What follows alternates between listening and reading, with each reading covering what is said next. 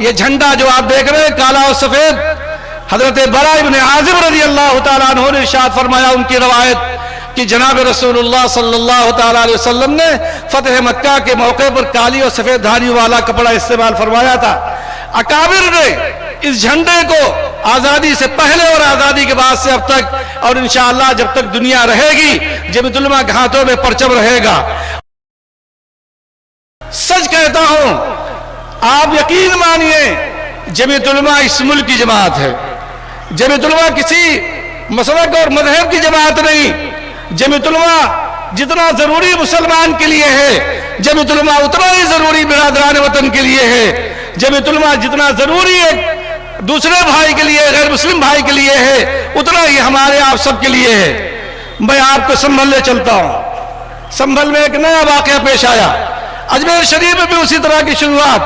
بدایوں میں اللہ تعالیٰ کی مہربانی سے جماعت کھڑی ہوئی اور ان مظلوموں کی خبر گیری کے لیے اسی وقت، اسی چند گھنٹے کے بعد جمیعت علماء کا وفد سنبھل پہنچتا ہے۔ اگلے 2 روز کے بعد جمعرات کو صدر محترم حضرت مولانا سید محمود مدنی صاحب امروہہ میں ایک جگہ پہ سنبھل امروہہ مراد آباد کو جمع کرتے ہیں۔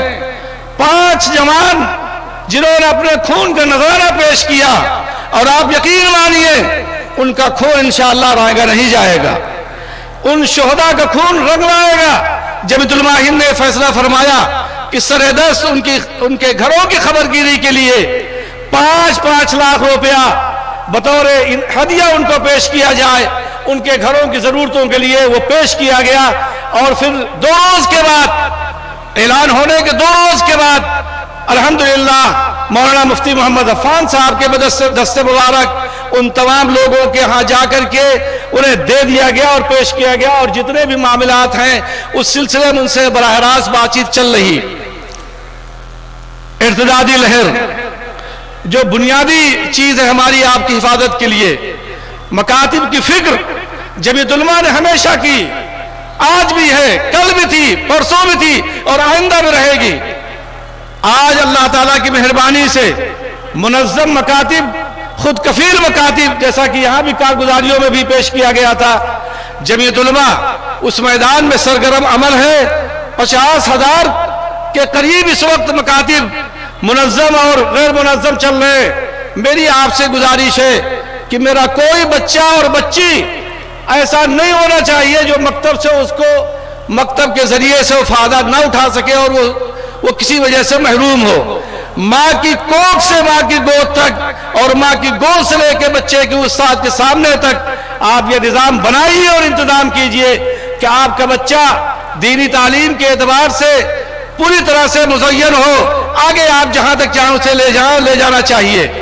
پھر ابھی آپ نے دیکھا پرچم کشائی کے وقت یہ ہمارے جوان بچے یہ کھڑے ہیں، ذہنی، جسمانی، فکری اعتبار سے، صحت کے اعتبار سے، جفاکش ہونے کے اعتبار سے، نفع بخش ہونے کے اعتبار سے، کارآمد ہونے کے لیے جمیعت علماء نے اس نظام کو بھارت اسکاؤٹ اینڈ گائیڈ کے ذریعے سے شروع کیا ہے۔ آج اللہ کی مہربانی سے ہمارے قاری احمد عبداللہ صاحب کی نگرانی میں، حضرت صدر محترم کی سرپرستی میں 30,000 کے قریب اللہ کا شکر ہے کہ ایسے بچے تیار ہو گئے۔ بہترین دنیاوی، دینی اور دنیاوی دونوں اعتبار سے فائدہ ہے۔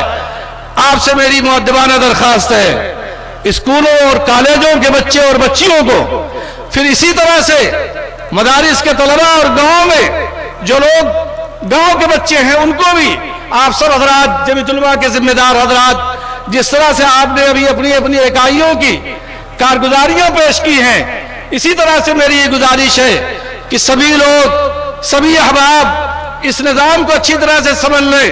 یہ جو بچے ہمارے اسکاؤٹ کے ڈریس میں نظر آ رہے ہیں، یہ اپنے لیے کتنے نفع بخش ہیں اور کتنے کارآمد ہو سکتے ہیں، اس شعبے کا حصہ آپ بنیے۔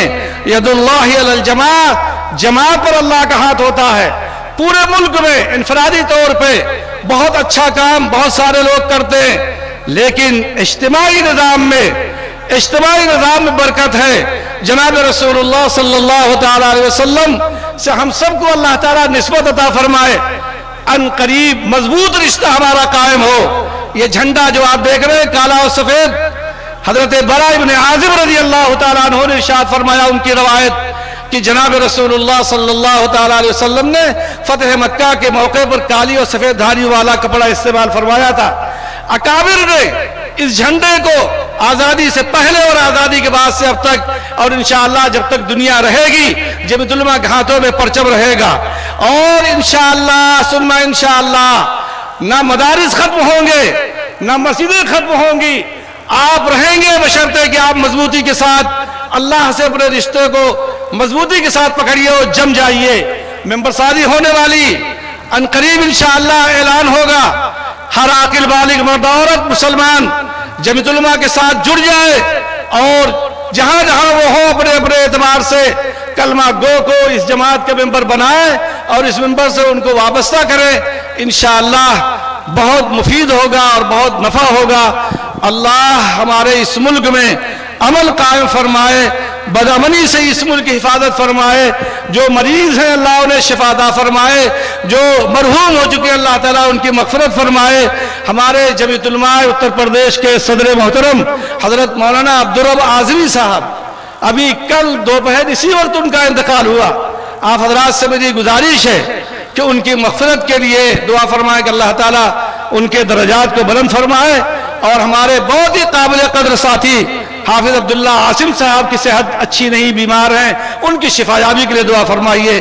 جزاک اللہ۔ میں پھر دل کی گہرائیوں سے آپ سب کو مولانا مناظر صاحب صرف ایک بات میں عرض کرنا چاہتا ہوں کشن گنج کے سیلاب کے تعلق سے، کام اللہ خوب لیتا ہے بشرطے کہ آپ کی نیت درست ہو اور آپ میدان میں ہوں۔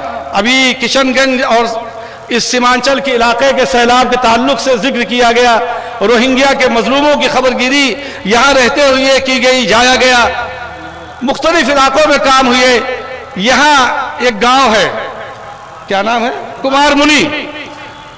آپ یقین مانیے جو لوگ کشن گنج کے ہیں میں ان سے کہتا ہوں اسے دیکھ لیں، کمار منی، اس میں 12-13 تالاب کی شکل جیسے گڑھے ہو گئے تھے۔